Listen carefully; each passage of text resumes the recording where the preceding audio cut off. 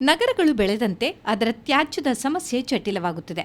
ಮಂಗಳೂರು ನಗರದ ವ್ಯಾಪ್ತಿ ಮತ್ತು ಜನದಟ್ಟಣೆ ಹೆಚ್ಚಿದಂತೆ ಅದರ ತ್ಯಾಜ್ಯವನ್ನ ಹಾಕಲು ಪಚ್ಚುನಾಡಿಯನ್ನ ಬಳಸಲಾಯಿತು. ಅಲ್ಲಿಯ ತ್ಯಾಜ್ಯ ಕಳೆದ ಮಳೆಗಾಲದಲ್ಲಿ ಗುಡ್ಡೆಯಂತೆ ಚಲಿಸಿ ಮಂದಾರದಲ್ಲಿಯ 25ಕ್ಕೂ ಅಧಿಕ ಮನೆಗಳನ್ನ ತನ್ನ ತೆಕ್ಕೆಯೊಳಗೆ ತೆಗೆದುಕೊಂಡಿತು. ಕೃಷಿಯನ್ನ ಸಮಾಧಿ ಮಾಡಿತು.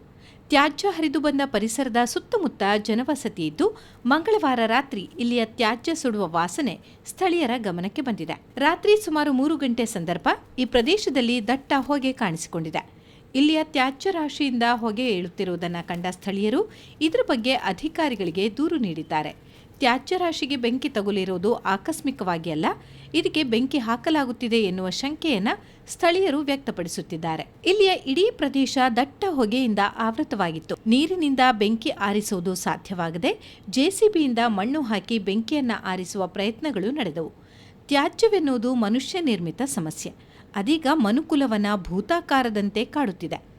ಪಾಲಿಕೆ ವ್ಯಾಪ್ತಿಯಲ್ಲಿ ತ್ಯಾಜ್ಯವೆತ್ತುವುದು ವಾರ್ಷಿಕವಾಗಿ ದೊಡ್ಡ ಮೊತ್ತದ ಲಾಭ ತರುವ ಉದ್ಯಮವಾಗಿದೆ. ಆದರೆ ತ್ಯಾಜ್ಯ ಸಂಸ್ಕರಣೆ ಮಾತ್ರ ಸರಿಯಾಗಿ ನಡೆಯುತ್ತಿಲ್ಲ.